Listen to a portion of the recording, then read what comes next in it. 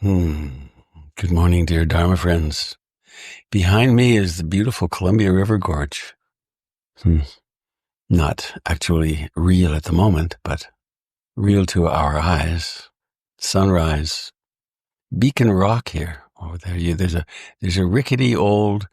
That's not rickety. There's a steel stairway that goes up this. You can go up, and it's an incredible view.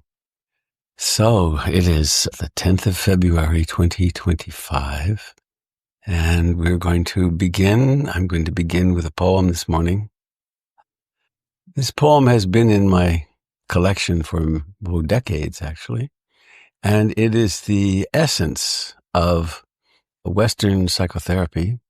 It's the essence, in a way, of love. It's the essence of how, as human beings, we serve one another by listening deeply to each other. So it's by John Fox from his collection called When Jewels Sing. And I'm going to be particularly mindful as I read this morning. I'll read it twice. And the reading it twice comes from Robert Bly, who said at a workshop I was at with him, well, after the first one, now we know the bones of that poem, let's hear the heart. So I'm going to attend to the movement of my lips and to the sound that emerges. When someone deeply listens to you, it is like holding out a dented cup you've had since childhood and watching it fill up with cold, fresh water. When it balances on the top of the brim, you are understood. When it overflows and touches your skin, you are loved. When someone deeply listens to you, the room where you stay starts a new life, and the place where you wrote your first poem begins to glow in your mind's eye. It's as if gold has been discovered. When someone deeply listens to you, your bare feet are on the earth, and a beloved land that seemed distant is now at home within you. When someone deeply listens to you, it is like holding out a dented cup you've had since childhood and watching it fill up with cold, fresh water. When it balances on the top of the brim, you are understood. When it overflows and touches your skin, you are loved. When someone deeply listens to you, the room where you stay starts a new life, and the place where you wrote your first poem begins to glow in your mind's eye. It is as if gold has been discovered. When someone deeply listens to you, your bare feet are on the earth, and a beloved land that seemed distant is now at home within you. When someone deeply listens to you, the room where you stay starts a new life, and the place where you wrote your first poem begins to glow in your mind's eye. It is as if gold has been discovered. When someone deeply listens to you, your bare feet are on the earth, and a beloved land that seemed distant is now at home within you.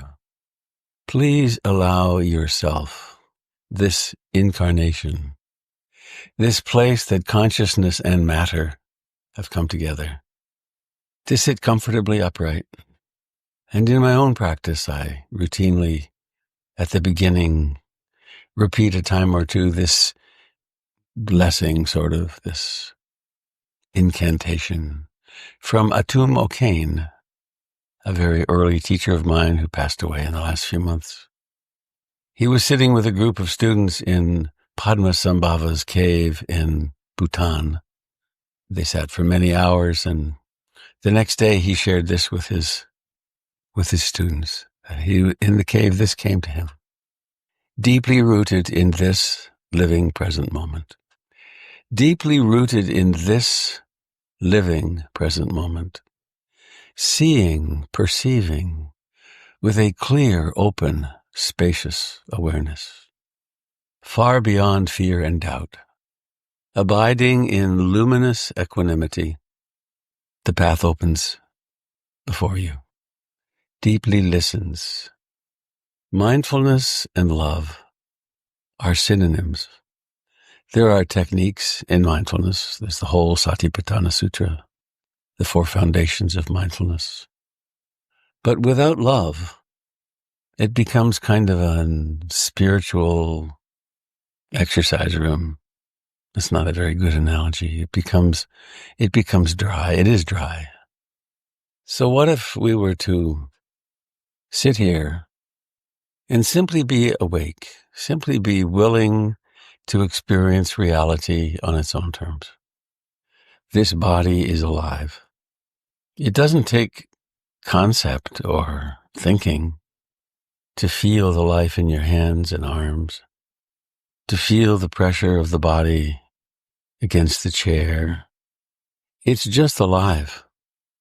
It sort of sings with aliveness, the truth of anicca, impermanence. And what if we were also to simply allow this body to breathe fully, to breathe exactly as it wants? Awareness can notice the very beginning, the lifetime, the move from breathing in to breathing out.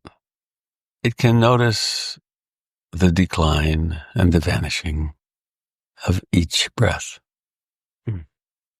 There's often a tendency to meditate to improve oneself, to stop the dukkha of life. Why would that not be normal or normative? When someone deeply listens, when we deeply pay attention, there's something profoundly beautiful that happens. We get to rest in now, in this one-of-a-kind ever present moment. And of course, the mind wanders, and mindfulness vanishes, and the self sings all of its different songs. Happy, sad, confident, not confident, desiring, disliking, telling stories. Please let us abandon the war against what is. When awareness reasserts itself in the midst of a wandering mind, we can simply come home to breathing. Each breath has a beginning. Each wandering mind has a beginning, though we don't get to see that. We do, however, get to see or know, perceive, when wakefulness reasserts itself. It too has a beginning. Everything on this side of the Big Bang is anicca, impermanent. And this isn't something to think about. It is that which we are. And when someone deeply listens, when somehow something deeply attends, the truth of this transforms us, embracing the life of the body. It's nothing but life. Please let us abandon those wandering minds that have to do with, am I doing this right? Am I getting there? There really is nothing to figure out. When someone deeply listens, when awareness is truly present, there is nothing more to do. Of course, we live our lives. We act on the basis of our greatest wisdom. We are compassionate with ourselves and others. But the struggle for control is pointless. Please invite awareness to be present in what you think of as your fingers and hands and arms. It's alive, isn't it? Please invite awareness to be awakened. That place in the universe you think of as your feet. Suddenly, there they are. Your legs, all the life of the pelvis, the torso with its rising and falling abdomen and chest, its back, its sides, the fingers, the hands, thumbs, forearms and upper arms and shoulders, the neck and the throat, the face, lips, cheeks, nose, eyes, scalp, ears. To pay attention, to deeply listen, is to love, to receive the wandering mind, not with hatred and aversion, but with great compassion and love. Please invite awareness to open, particularly in the eyes, the sensations in the eyes, and let the eyeballs move around a little bit to left and right and up and down. Feel how they move in their beautifully lubricated little sockets. And now, with very clear intention, form the intention to allow the eyes to open, to make the effort to lift the eyelids. And in doing so, noticing what happens, something rather momentous occurs. Seeing begins. Seeing. There are objects. Mindful, deeply listening to the sense door. Seeing. Seeing and hearing.